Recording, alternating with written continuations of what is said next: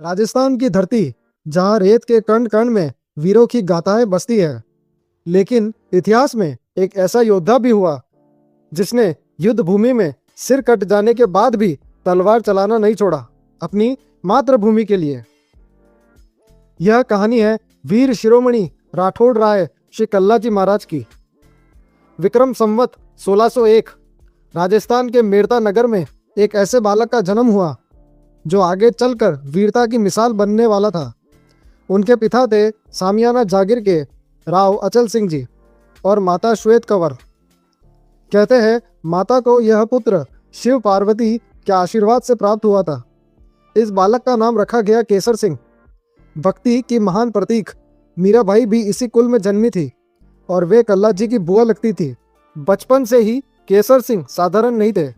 घुड़सवारी, तलवारबाजी, तीर कमान, भाला और ढाल, हर शस्त्र उनके हाथों में मानो जीवंत हो उठता था। धीरे धीरे उनकी वीरता की चर्चा पूरे मारवाड़ में फैलने लगी। साथ ही उन्हें रणबंका योद्धा कहने लगे।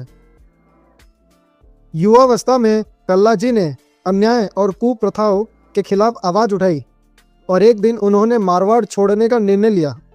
माँ मरुधरा को प्रणाम किया, भाभी को अंतिम वंदन किया और अपने घोड़े पर सवार होकर मेवाड़ किया और निकल पड़े।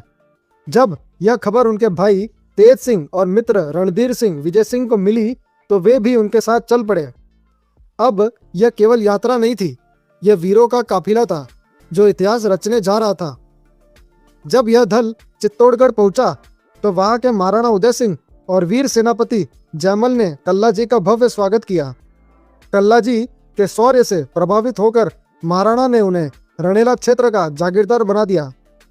अब कल्ला जी केवल योद्धा नहीं रहे, वे बन चुके थे एक राज्य के रक्षक। रणेला जाते समय कल्ला जी का दल वागड़ क्षेत्र पहुंचा।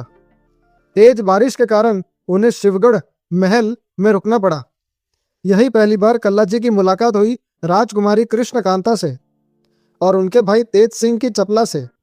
यह केवल एक मुलाकात नहीं थी, यह इतिहास की अमर प्रेम कथा की शुरुआत थी। रणेला क्षेत्र में एक भयानक समस्या थी। भोराईगढ़ और टोकर क्षेत्र में डाकुओं का आतंक फैला हुआ था। उनका सरदार था गमिती पेमला। वह गांवों से धन, पशुधन और कन्याओं तक का अपहरण कर ले जाता था।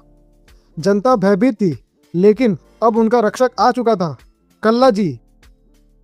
श्री कल्ला जी ने पहले पेमला को समझाने की कोशिश की, लेकिन पेमला नहीं माना।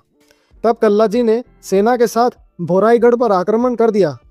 भयंकर युद्ध छिड़ गया।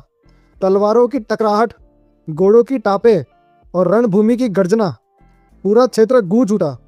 अंततः कल्ला जी के सेनापति रणधीर सिंह ने पेमला का सिर धड़ से अलग कर दिया और इस प्रकार भोराईगढ़ पर विजय प्राप्त हुई।